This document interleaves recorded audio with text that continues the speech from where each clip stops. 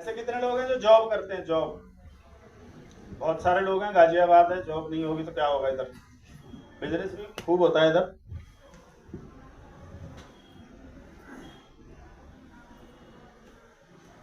और ऐसे कितने लोग हैं जो अपना खुद का बिजनेस करते हैं? कोई दुकान, कोई शोरूम, कोई शॉप, कोई फैक्ट्री। तो ये लगभग बराबर ही है। Yes no? ऐसे जो खेती करते हो किसान, कोई नहीं करता। गाजियाबाद में खेत बचे कहाँ है वैसे? अच्छा है। किसान भी है, स्टूडेंट है हमारे बीच। ये मैं क्यों पूछ रहा हूँ पता है? ये कोई ऐसा काम है जिसे सब कर सकते हैं, इसलिए बुलाया गया है। ऐसे कोई काम है ना? और वो काम बहुत सिंपल है, बहुत सिंपल है। Yes no? कितने लोग हैं जो सिंपल करना चाहते हैं? सिंपल होता नहीं है। ये आरसीएम इतना आसान है इसलिए दुनिया परेशान है। ये इतना आसान है कि दुनिया परेशान है। तो मैं इंट्रोडक्शन दे दूं। मेरा नाम सुनील शर्मा है, मैं फरीदाबाद से आपके बीच हूँ। आरसीएम बिजनेस से पहले पढ़ाई कर रहा था, एमबीबीएस डॉक्टर मुझे बनना था। 2 भाई छोटे हैं, एक सिस्टर है। 3 भाई 1 बहन का परिवार। दादाजी हरियाणा पुलिस से, पिताजी इंडियन आर्मी से, और बड़ा बेटा लुधियाना पंजाब पढ़ता है एमबीबीएस की तैयारी। और पिताजी ने रिटायरमेंट होने के बाद फरीदाबाद के अंदर, ओल्ड फरीदाबाद में सेक्टर 18 में एक वर्कशॉप लगाई, फौजी फैब्रिकेटर के नाम से। लाखों रुपए की इनकम होती थी। गेट, ग्रिल, जाल, रेलिंग, जो भी कोठी में लगता है। अभी तो स्टील वाला सिस्टम आ गया, उस समय सब लोहे का था। लाखों रुपए की इनकम। बड़ा बेटा बनेगा डॉक्टर। तो बन सकता है ना? हेलो? जिसका बाप लाखों रुपए कमा रहा है तो उसका बेटा बन सकता है ना डॉक्टर? पर मालिक को कुछ और मंजूर था। चलती किसकी है? हमारी चल जाए तो हम खुदा हो जाए, इसलिए मेन स्विच वो अपने हाथ में रखता है। Yes no? पिताजी की तबीयत खराब हुई और वो वर्कशॉप बंद हो गई, और हमारी डॉक्टरी भी एमबीबीएस डॉक्टर नहीं बना। सुनील तो बहुत गुस्सा आया, बहुत भगवान की तरफ देखता था कि ऐसा क्या गुनाह हुआ जो ये गलती हुई। होता है ना कई बार कुछ गड़बड़ हो जाती है तो हम किसकी तरफ देखते हैं? वो दिखता है नहीं पर देख लेते हैं उसको। उसने कुछ और डिसाइड कर रखा था। हाँ या ना? उसके बाद बहुत सारे काम किए। मैं सेल्स में गया। आइडिया सुना है आपने? An idea can change your life, उसके नीचे एक लाइन होती थी। और आइडिया का नाम था एस्कोटेल, पोस्टपेड में डील करता था। और मैं सेल्स में गया, सेल्स का एस भी नहीं जानता था। पर वो आपने सुना, मरता क्या न करता। जब आदमी को ये होता है ना कि करना ही है, तो फिर वो हो जाता। Yes no? तो बहुत सारे काम करने के बाद लास्ट में मेरा काम था, एक मोबाइल का स्टोर मैंने शुरू किया। उसका नाम था सुनील कम्युनिकेशन। 7 बजे ओपन होता था, 11 बजे बंद होता था। 1.5 से 2 लाख रुपए मैंने उससे कमाए, क्योंकि वो दौर था जब आम आदमी के हाथ में मोबाइल आ रहा था। 2005-7 की कहानी बता रहा हूँ मैं। आप चेक कर लेना आपके हाथ में मोबाइल कब आया। राइट है? मैं कंपनी में था तो मेरे पास 2003 से था, और जिंदगी चल रही थी। Yes no?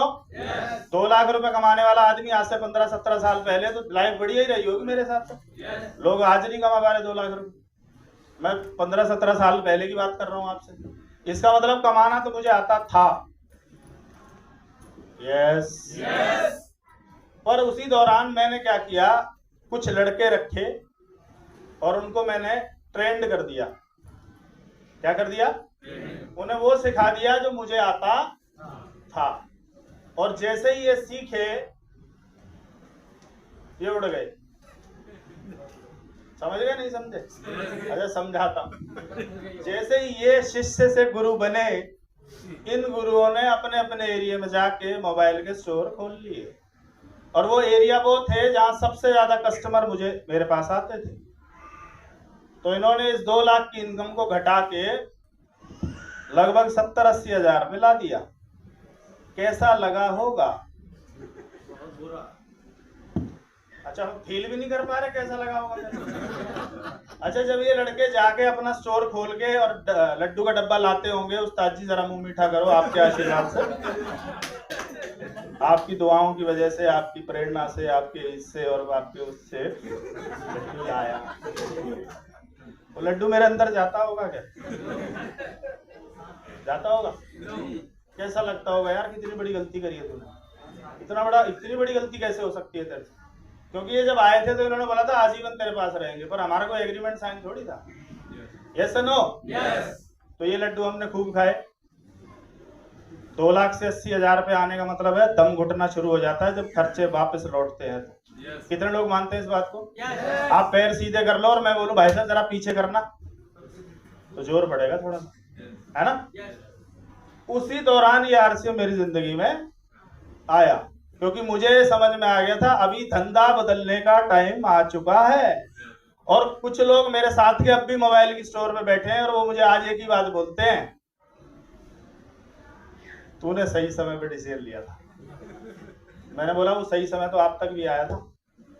हेलो? और बोला हम चाह के भी इस काम से निकल ही नहीं सकते। क्यों नहीं निकल सकते? कईयों को उधार बटा होता है, उन्हें पता है दुकान बंद करी तो उधार मर जाएगा, तो वो चाह के भी मतलब निकल नहीं सकते।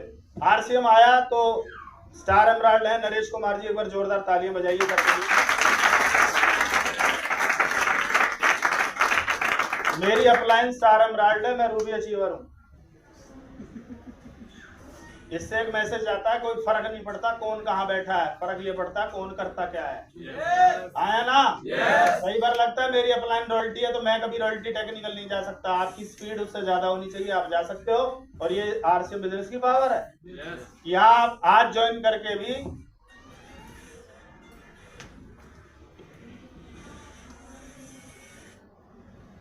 इसका टैटू दबाओ यार, जब भी मानेगा।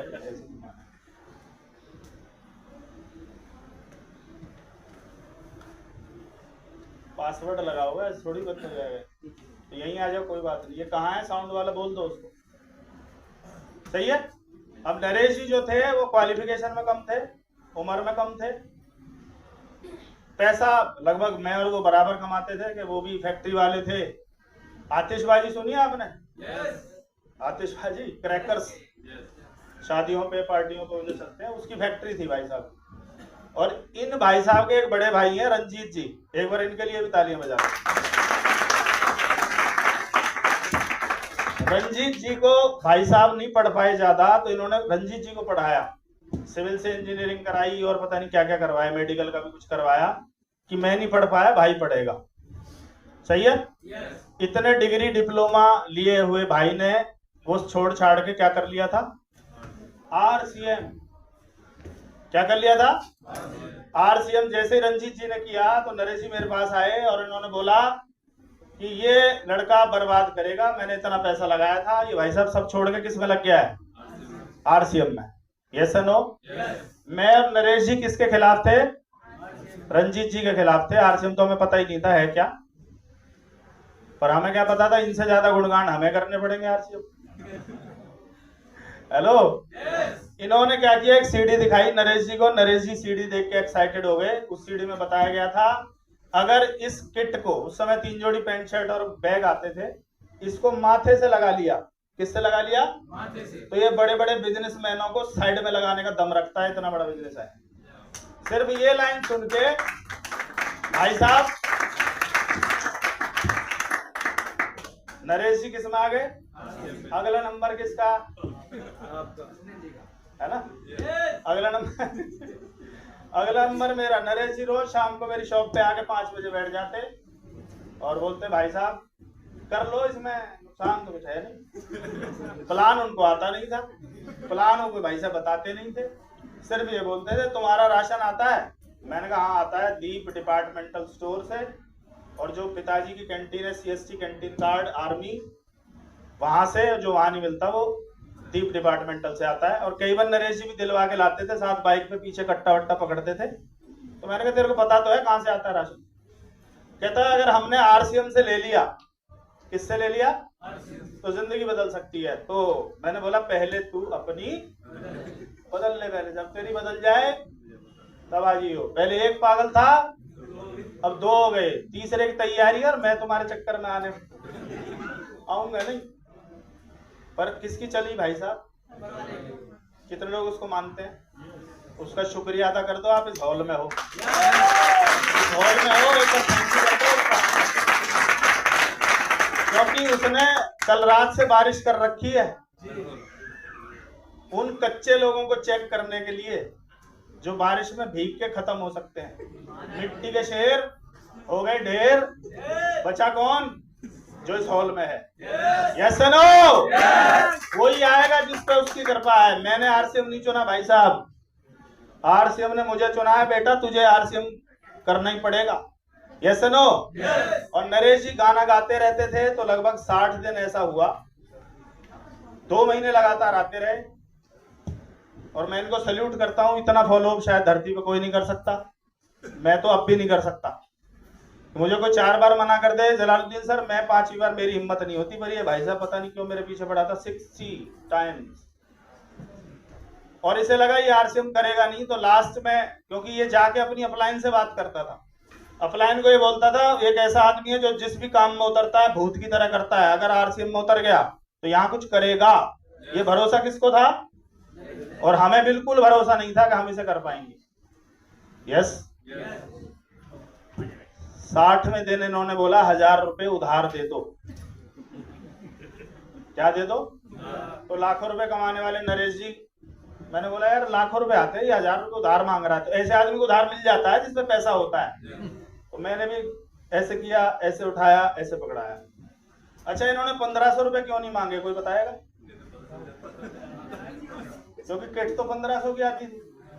कि मैंने 1500 बोले और वहीं शर्मा जी फैल जाएंगे, क्योंकि ये 60 दिन से तो मना कर रहे हैं।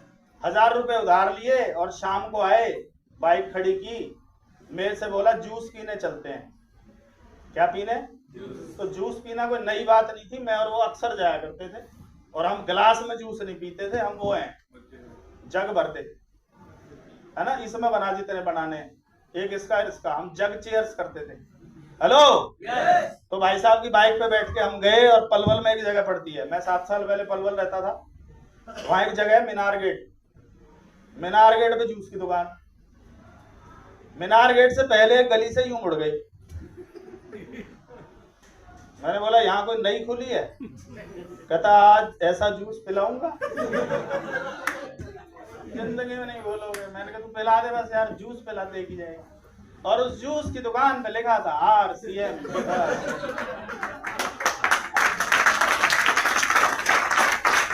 आरसीएम पिकअप सेंटर, पीले रंग का पेंट था और लाल अक्षरों में बहुत बारीक बारीक लिखा हुआ था आरसीएम पिकअप सेंटर। इसको देखते ही